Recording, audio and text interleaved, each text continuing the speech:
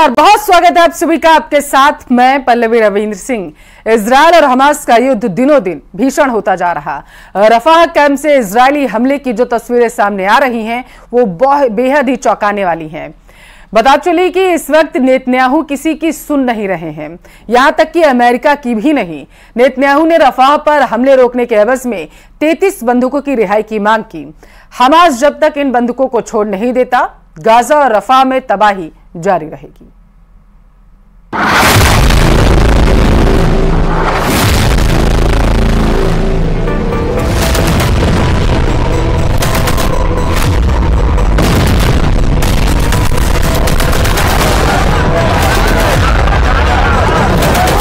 धुएं का उठता गुबार,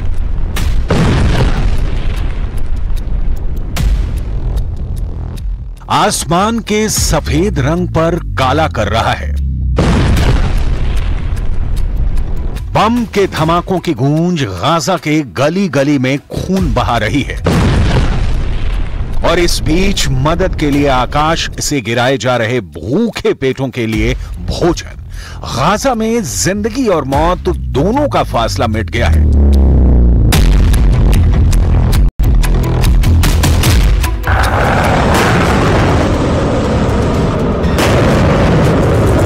इजरायल अपनी पूरी सामर्थ्य के साथ गाजा को रौंद रहा है। प्रचंड युद्ध के आगाज के बाद गाजा के निवासी सुकून का एक पल भी गिन गिन कर जी रहे हैं। पता नहीं कब बम का गोला गिरे और जान चली जाए। गाजा की सबसे लेटेस्ट रिपोर्ट आपको आगे दिखाएंगे।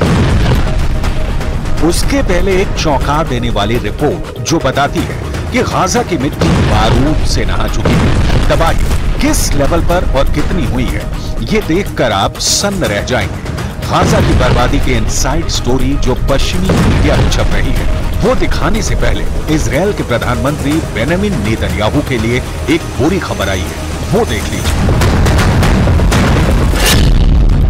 बेंजामिन नेतन्याहू को डर है कि आईसीसी यानी इंटरनेशनल क्रिमिनल कोर्ट उनके खिलाफ अरेस्ट वारंट जारी कर सकता है। ये कार्रवाई गाजा में इजरायली एक्शन के मामले में हो सकती है। इसके लिए दक्षिण अफ्रीका समेत अन्य देशों ने याचिका दाखिल की है।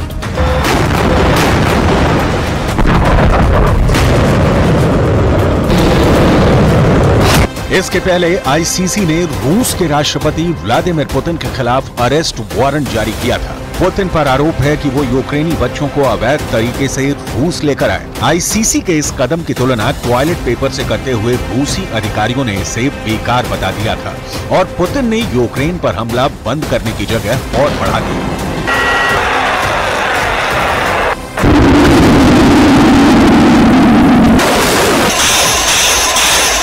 इंटरनेशनल क्रिमिनल कोर्ट की ताकत कितनी है? क्या आईसीसी पुतिन और नेतन्याहू जैसे नेताओं को गिरफ्तार कर सकता है? इसकी डिटेल आपको आगे दिखाएंगे, लेकिन उसके पहले नेतन्याहू के नए इरादे देख लीजिए। नेतन्याहू ने कहा है कि मेरे नेतृत्व में इजरायल अपनी आत्मरक्षा और अधिकार को कमजोर नहीं होने देगा। इंटरनेशनल क्रिमिनल कोर्ट के किसी भी प्रयास को हम कभी स्वीकार नहीं करेंगे। मध्य पूर्व एकमात्र लोकतंत्र और दुनिया के एकमात्र यहूदी देश के सैनिक और अधिकारियों को गिरफ्तार करने की धमकी अपमानजनक है। हम इसके आगे नहीं झुकेंगे। नरसंहार करने वाले आतंकवादियों के खिलाफ हमारी लड़ाई जारी रहेगी। हम अपनी रक्षा करना कभी बंद नहीं करेंगे।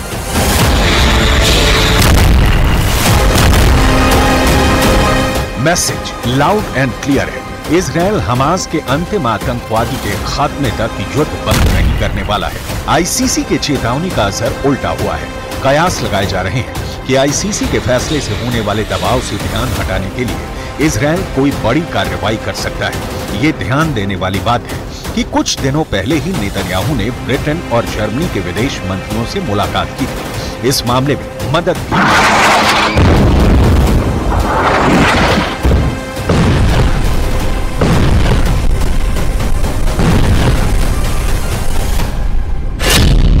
प्रधानमंत्री बेंजामिन नेतन्याहू ने मोसाद हेडक्वार्टर और दूसरी सुरक्षा एजेंसियों का दौरा भी किया है। मोसाद के अधिकारियों से कहा है कि हमारे अस्तित्व पर संकट है, इसलिए मतभेदों को भुलाना होगा।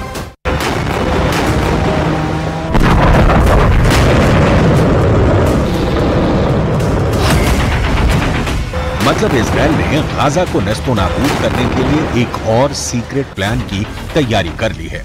रफा में लगातार इजरायली हमले इसकी बानगी। इजरायली प्रधानमंत्री बेंजामिन नेतन्याहू पर इंटरनेशनल क्रिमिनल कोर्ट का कोई असर नहीं है, लिहाजा ये समझना बहुत जरूरी है कि क्या आईसीसी के पास ऐसी कोई ताकत नहीं है कि वो इजरायल के खिलाफ कार्रवाई कर सके।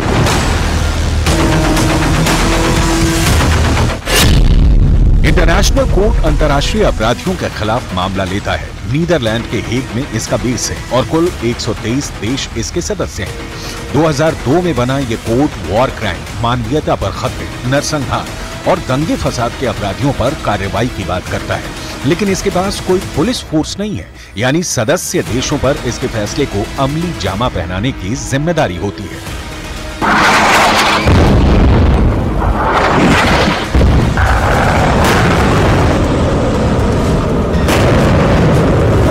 आईसीसी ने प्रक्रिया तो शुरू कर दी है, लेकिन यह लगभग असंभव है कि इंटरनेशनल कोर्ट नेतन्याहू पर हाथ डाल सके। अपने लगभग 24 साल के इतिहास में ऐसा कोई भी मामला नहीं जिसमें इसने किसी देश के नेता या ताकतवर शख्स के खिलाफ कार्रवाई की हो।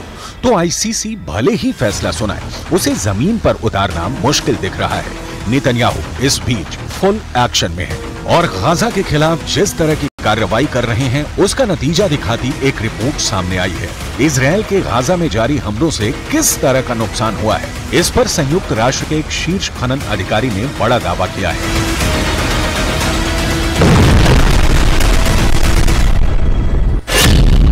रिपोर्ट में कहा गया है कि गाजा में जारी युद्ध ने अब तक 37 मिलियन टन मलबा पैदा किया है। इस मलबे में बड़ी संख्या में बिना फटे बम शामिल हैं, जिनको हटाने में करीब 14 साल का समय लग सकता है। गाजा में प्रति वर्ग मीटर जमीन पर औसतन 300 किलो मलबा है। द गार्डियन की रिपोर्ट के मुताबिक गाजा में इस वक्त मलबे की जो स्थिति है उसे 100 ट्रकों के साथ हटाने का काम किया जाएगा तो इसमें 14 साल लग सकता है।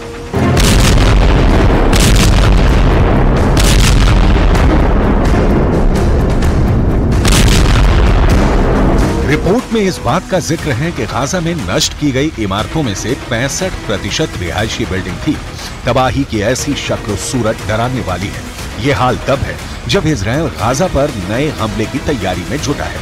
मतलब 7 अक्टूबर को जब युद्ध की शुरुआत हुई थी तब से लेकर अब तक, यानी 7 महीनों में जितना बारूद बरसाया गया है उससे पैदा हुए मलबे को हटाने में ही 14 वर्ष लग जाएंगे, जबकि अभी युद्ध जारी है और इसकी समाप्ति की अभी कोई तारीख तय नहीं है। गाजा के स्वास्थ्य विभाग के मुताबिक 7 महीनों में इजरायली हमलों में 34,000 फिलिस्तीनी मारे गए हैं, जिसमें से अधिकांश महिलाएं और बच्चे हैं। इजरायल ने 7 अक्टूबर के हमले के जवाब में युद्ध शुरू किया, जब हमास ने 1200 लोगों को मार डाला और 250 को बंधक बना लिया। तब से लेकर आज तक गाजा दहल रहा है।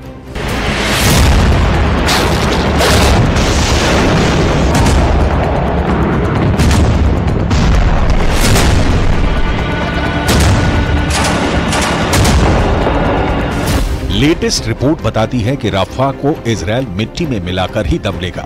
इजरायल ने गाजा पट्टी के दक्षिण में रफा शहर पर योजनाबद्ध हमलों को रोकने के लिए हमास से कम 33 बंधकों को रिहा करने की मांग की है। हमास इससे खौफ में है और इजरायल अपने बंधकों की रिहाई के लिए बेचैन है।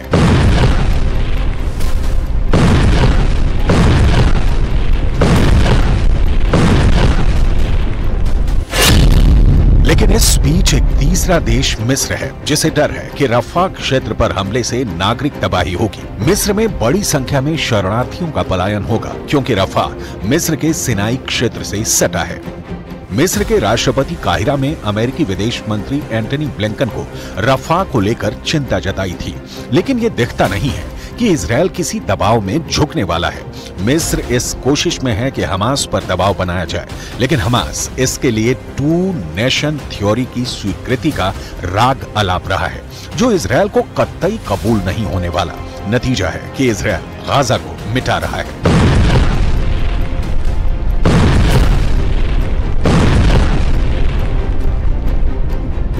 एक नया वीडियो सामने आया है। ये वीडियो बेहद डरावना है।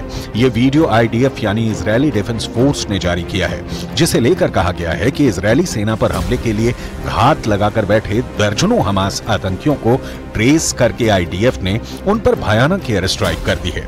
हमला इतना जबरदस्त था कि सभी आतंकियों के परखच्चे उड़ गए। इजरायल को मानवीय संकट का वास्ता देकर हमास के खिलाफ एक्शन को रोकने के लिए अमेरिका समेत दुनिया के कई देश और संस्थाएं अपील कर चुके हैं, लेकिन प्रधानमंत्री बेंजामिन नेतन्याहू पर इसका कोई असर नहीं हो रहा है। इसका कारण है हमास का वो जलजला, जिसने इजरायल के अस्तित्व के सामने ही संकट पैदा कर दिया है। हमास के कारण ही ईरान ने अटैक किया, हमास के कारण ही लेबनान से हिजबुल्ला का, यमन से हूथी लड़ाकों का इजरायल पर हमला हो रहा है। लिहाजा अपील दलील चाहे बेंजामिन से इंटरनेशनल संस्थाएं जितनी करें, उसका कोई प्रभाव कम से कम फिलहाल तो नहीं होने वाला दिख रहा है।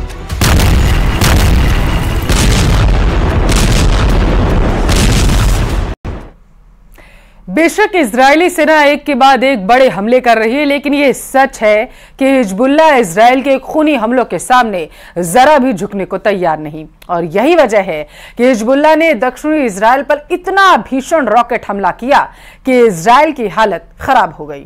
पूरे इजरायल में सायरन बज रहे हैं।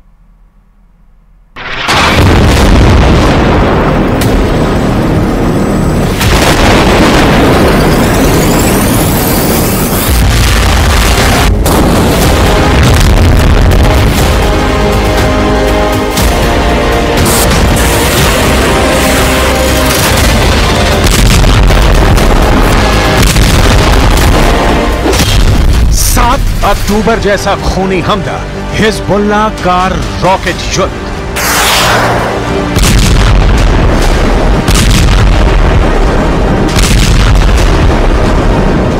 पिछले 2 हफ्ते से इजरायली सेना लेबनान से लेकर सीरिया तक हिजबुल्ला के ठिकानों पर बेहद खूनी और खौफनाक हमले कर रही है।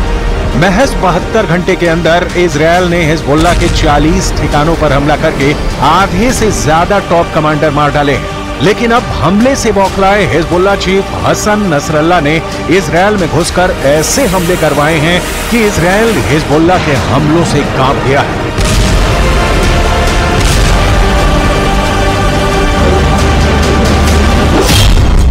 इजरायली मीडिया ने खुद माना है कि हिजबुल्ला के लड़ाकों ने इजरायल पर रॉकेटों से भीषण हमला किया है।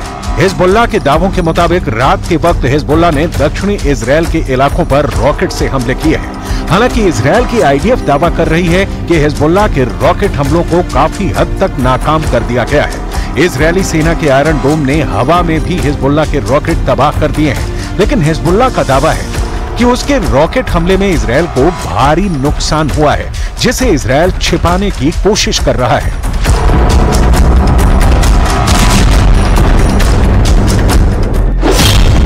खौफ में इजरायल 40 हमलों का बदला। अब आप ये भी जान लीजिए कि हिजबुल्ला के खौफनाक हमलों से इजरायल क्यों घबराया हुआ है। हाल में इजरायल ने डंके की चोट पर कहा था कि उसने हिजबुल्ला का सफाया कर दिया है। इजरायली सेना लेबनान में हिजबुल्ला लड़ाकों पर कहर बनकर टूट पड़ी है। इजरायल के रक्षा मंत्री योव गैलेंट ने दावा किया है कि ईरान के हमलों में मदद करने वाले हिजबुल्ला के आधे से ज्यादा कमांडर इजरायली सेना अब तक मार चुकी है। इजरायल के रक्षा मंत्री योव गैलेंट के मुताबिक इजरायल की आईडीएफ ने दक्षिणी लेबनान में हिजबुल्ला के कमांड सेंटर को निशाना बनाया है। कुछ दावों के मुताबिक कमांड सेंटर में हिजबुल्ला के टॉप कमांडर मौजूद थे, जिन पर इजरायल ने पहले मिसाइलों से हमले किए और फिर फाइटर जेट से हिजबुल्ला के ठिकानों पर हमले किए हैं। इजरायल का दावा है कि इजरायल के इस हमले में आधे से ज्यादा हिजबुल्ला के टॉप कमांडर मारे जा चुके हैं। ये वो कमांडर थे जो लगातार ईरान की मदद इजरायल पर हमला करने में कर रहे थे। दक्षिणी लेबनान में इजरायल के इस बेहद खूनी हमले से ईरान, हूथी और हमास बुरी तरह बौखला गए हैं। התוצאות המבצעיות הן מרשימות מאוד. מחצית ממפקדי חיזבאללה בדרום לבנון חוסל. אלה האנשים שהיו אחראים על הפעולה ההתקפית, על הרצון לפגוע באזרחי מדינת ישראל. אנחנו גרמנו לכך שאו שהם מתים अब सवाल उठता है कि अगर इजरायल के दावे के मुताबिक भीषण हमले में हिजबुल्लाह को भारी नुकसान हुआ है, तो उसका असर हमास और ईरान पर क्या पड़ेगा? अगर देखा जाए तो इस वक्त इजरायल की सेना ने एक बार फिर से हमास की सफाई के लिए बहुत बड़ा ऑपरेशन चला रखा है। मिस्र की सीमा पर मौजूद रफा शहर में गाजा के लगभग 23 लाख लोग रहते हैं, जिनके बीच हमास लड़ाके भी मौजूद हैं, जो हिजबुल्लाह की मदद से इजरायली सेना पर हमले कर रहे हैं। लेकिन अब हिजबुल्लाह के तबाह होने से हमास पर सीधा असर पड़ेगा। हम आपको ये भी बता देते हैं कि इजरायल हिजबुल्लाह की सफाई पर क्या दावा कर रहा है।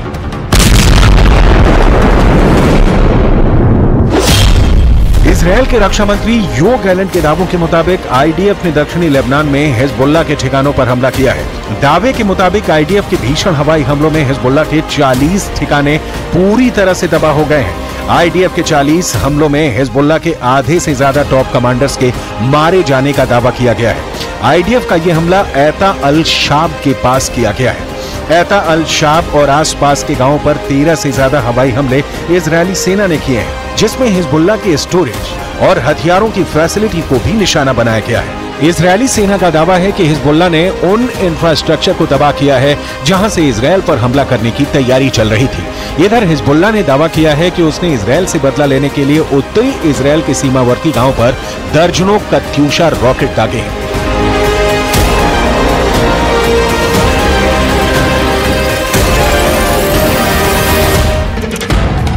बेशक ईरान समर्थित हिजबुल्लाह को तगड़ी चोट इजरायल ने पहुंचाई हो, लेकिन हिजबुल्लाह को खत्म करना इतना भी आसान नहीं है। ईरान हिजबुल्लाह को और ताकतवर बनाकर हमले करवा रहा है। यही वजह है कि कमांडरों के मारे जाने के बाद भी हिजबुल्लाह ने इजरायल पर रॉकेटों की बौछार कर दी।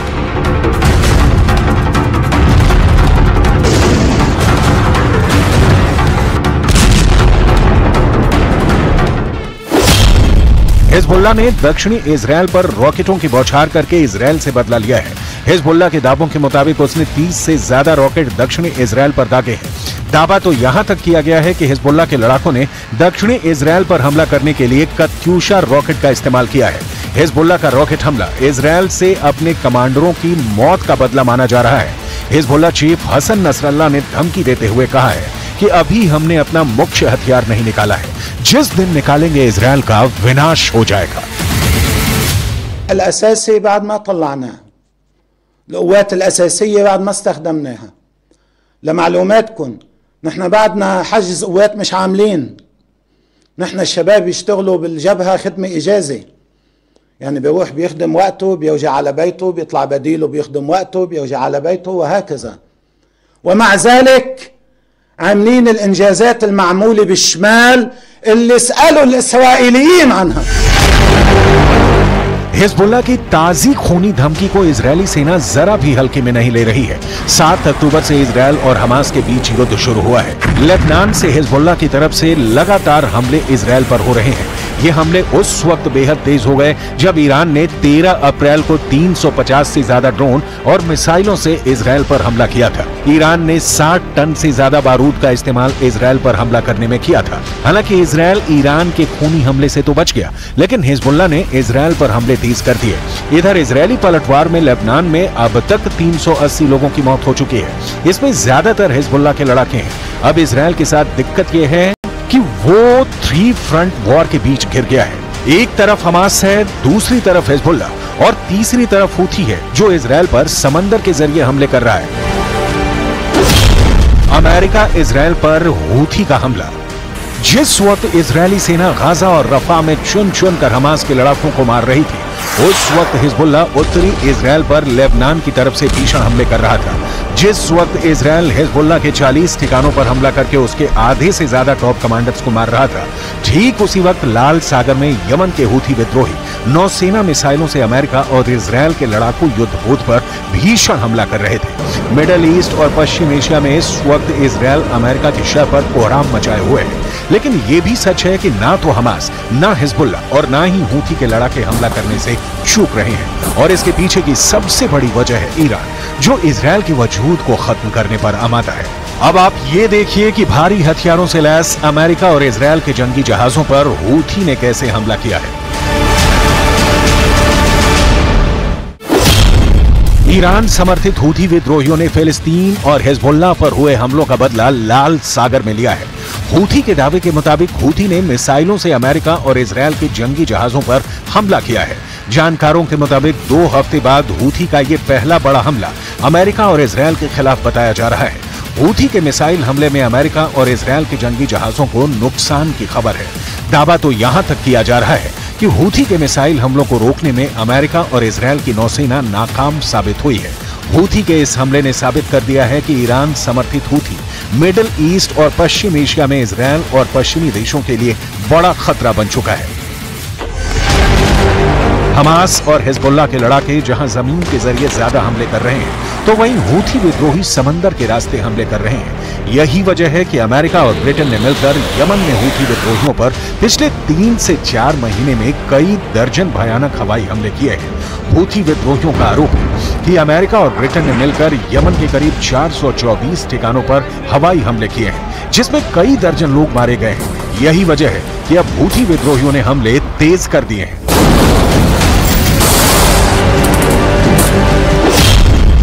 ईरान समर्थित हूथी विद्रोहियों के प्रवक्ता याया सारेया ने दावा करते हुए कहा कि लाल सागर में अमेरिका के 2 जहाजों पर हमला किया गया है, जिसमें से एक जहाज अमेरिकी विध्वंसक है, जबकि इजरायल का एक क्रूज जहाज हूथी हमले का शिकार हुआ है। हूथी ने अमेरिका और इजरायल के जहाजों पर नौसैनिक मिसाइलों से हमला किया है।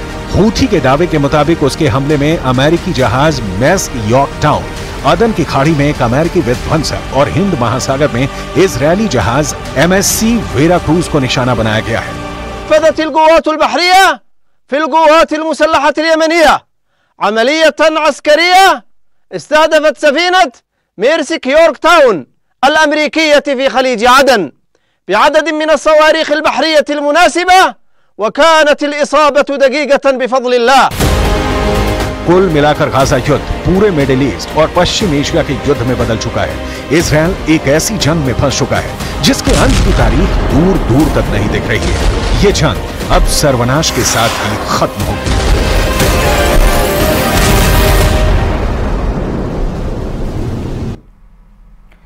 रफा बॉर्डर से आई एक बच्ची की तस्वीर ने पूरी दुनिया को हिलाकर रख दिया। ये तस्वीर युद्ध की एक बेहद ही दर्दनाक कहानी बयां करती है। साथ ही यह तस्वीर सवाल खड़े करती है उन देशों पर जो वर्चस्व की जंग में युद्ध के उन्माद में डूबकर एक दूसरे पर हजारों टन बम बरसा रहे हैं और ये सिलसिला रुकने का नाम नहीं ले रहा। इसी बीच किम जोंग उन ने न्यूक्लियर ड्रिल जो थी पूरी की है। दुनिया पर परमाणु युद्ध का खतरा और ज्यादा इससे बढ़ गया।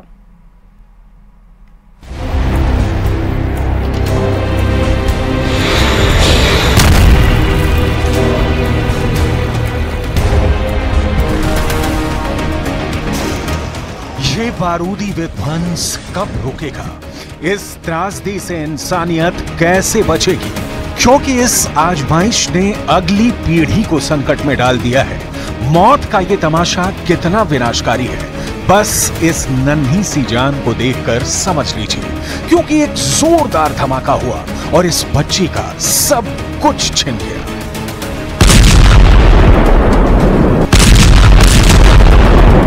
ये वो बच्ची है जिसे अपनी मां का दूध भी नसीब नहीं हुआ। इस बच्ची के अंदर इतनी भी ताकत नहीं कि ये रो सके, अपनी मां को बुला सके, जो अपने सीने से इसे लगाकर चुप करा सके, अपनी ममता इस पर लुटा सके। जानते हैं क्यों?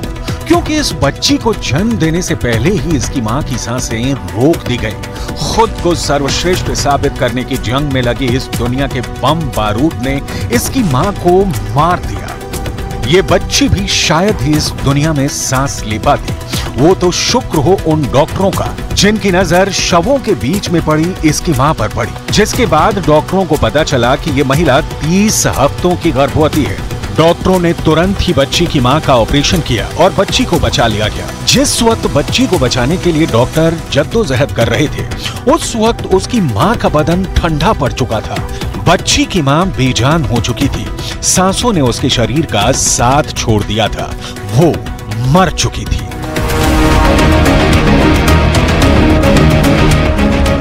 ये रफा का सबसे नया दर्द है। परिजन दहाड़ मारकर रो रहे हैं।